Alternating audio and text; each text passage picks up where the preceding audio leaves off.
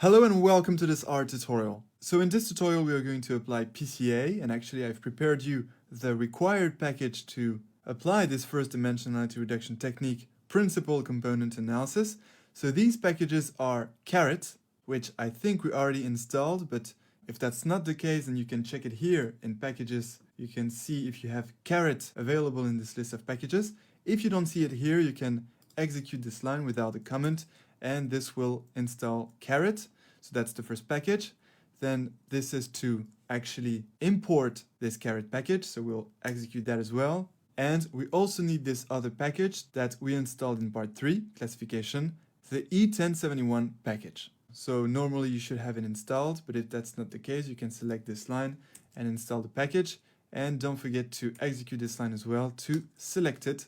And now we are ready to start applying PCA. So the first thing that we're going to do is create a new variable that we're going to call PCA that we will use afterwards to transform our original dataset composed of our 13 features into this new dataset with the new extracted features.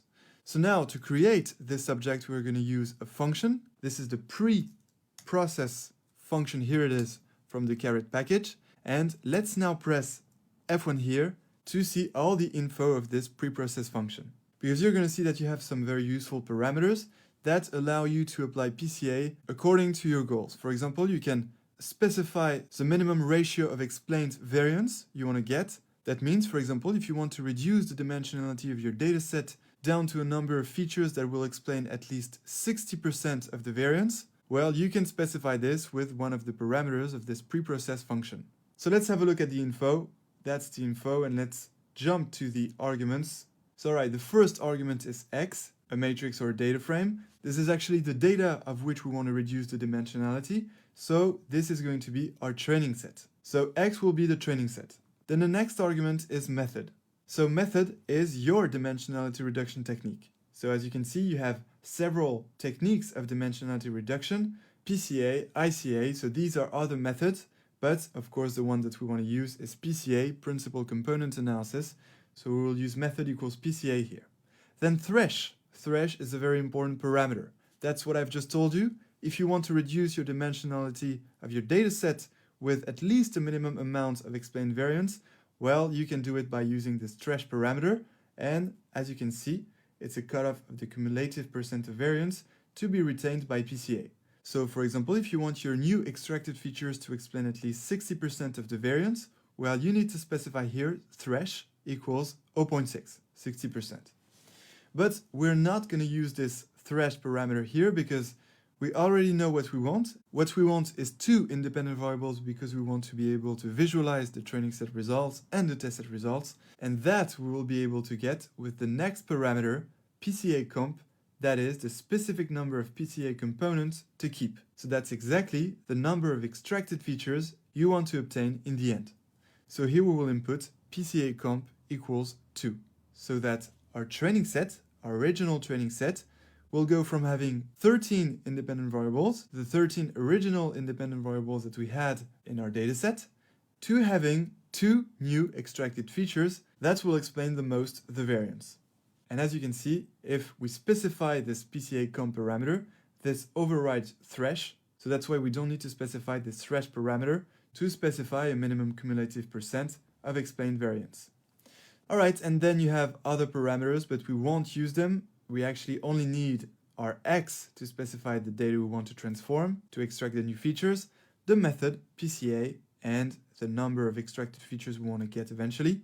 That is 2 new extracted features. So let's input the arguments. Let's start with the first one, x equals, so that's training set.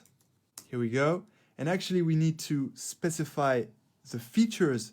And actually that's not the whole training set because remember PCA is an unsupervised dimensionality reduction technique. That means that we don't consider the dependent variable to extract the new features.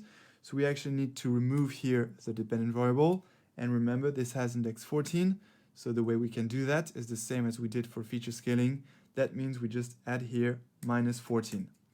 Alright, so now PCA will be applied on all the features, the 13 features of our training set. Perfect. Now next argument. Next argument is method. And as we said, method equals in quotes, PCA. All right, then comma, next argument and last argument. And as we said, that's PCA comp, so PCA. And what we want is 2 new extracted features. All right, so that creates the PCA object that we will then use on our training set to transform our original training set composed of our 13 independent variables to this new training set of reduced dimensionality, and that will contain the 2 new extracted features that will explain the most the variance. So let's do it.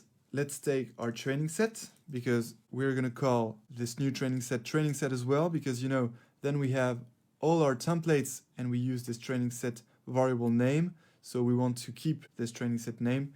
But of course, if you want to keep your original training set and test set, you can use other names like training set underscore PCA. But then if you do that, don't forget to change training set here by training set PCA, and here test set PCA as well. And same for the confusion matrix section, and especially here, visualizing the training set result, you will need to replace training set here by training set PCA. All right, so that's why we're keeping the name. It's in order not to have to change everything. So let's go back to training set equals, and now let's transform this original training set into our new training set composed of our new extracted features. And to do this, it's very simple. We use the predict function, and inside we take our PCA object, comma, and we apply this PCA transformation object on the original training set that is named training set as well. And so by doing this, this original training set will become this new training set composed of the 2 new extracted features. So let's do it. Let's start by creating this object, and then we will transform our training set. So I'm going to select this line and execute. Perfect. The PCA object is ready to be used on the original training set to transform it into our new training set composed of the 2 new extracted features. So let's execute this as well. Here we go. Our new training set is now created. We can have a look.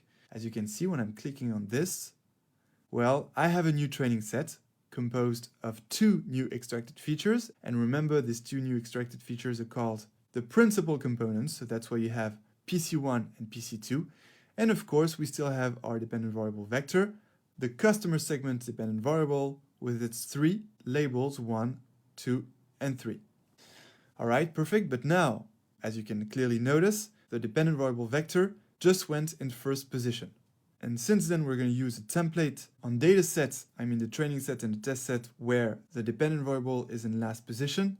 We will need to put this dependent variable in last position here. And that's actually very easy. What we only need to do is play with the indexes to put this customer segment dependent variable in last position. So the method is really easy. We're going to take our training set again. Here we go.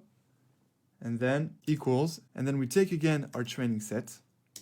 Then brackets. And then inside these brackets, we're going to take the indexes of the columns of our training set in the correct order we want to get. So you're going to understand that now. We're going to take a vector. So remember, in our vector, it's taken with C and then parentheses. All right. And inside these parentheses, we put the correct order of the indexes we want to get. So let's go back to our training set. The first column we want to get is PC1. That should be the first column of our new training set. And this has index 2. So here we input the first index, which is 2. Then comma, and then we input the second index we want to get, that is the second column. And the second column is PC2. And this has index 3. So here we input 3. And then here you input the index of the last column you want to have in your training set. And the last column you want to have in your training set is this customer segment column, because that's the dependent variable. And so far, this customer segment has index 1. So you need to specify here this index that is 1. And by doing this, our new training set here will be the same training set that we have here, but with a new order of the columns. And that is given by this order here. First, the first independent variable that has index 2, then the second independent variable that has index 3, and eventually the dependent variable column that has index 1. You're going to see, if I select this line now and execute, and if I go back to training set, now I have my first 2 columns as the new extracted features, PC1 and PC2, and the last column, customer segment, in last position, as our code templates that we're going to use is expecting it. So that's perfect. We can go back to PCA, and now we need to do the same for the test set. So what we're going to do is select these two lines, copy them, and just replace training set here by test set. Same here, test set, and same here as well, test set, and eventually test set. All right. And that's of course the same indexes for the order you want to have. We can check it out. I'm going to select this line. As you can see so far, the test set has its 13 original features. Then if I execute this line, it now has 2 new extracted features, the principal components 1 and 2, but the customer segment is in first position. We want to put it in the last position.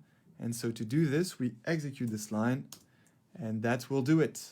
If I go back to test set, now the customer segment is in last position, and we are ready to use the following parts of the template, predict the test set results, make the confusion matrix, and eventually, that's the most exciting part, we will now be able to visualize the training set results because we now have 2 dimensions in our training set and test sets. So I look forward to visualizing these results in the next tutorial, and until then, enjoy machine learning!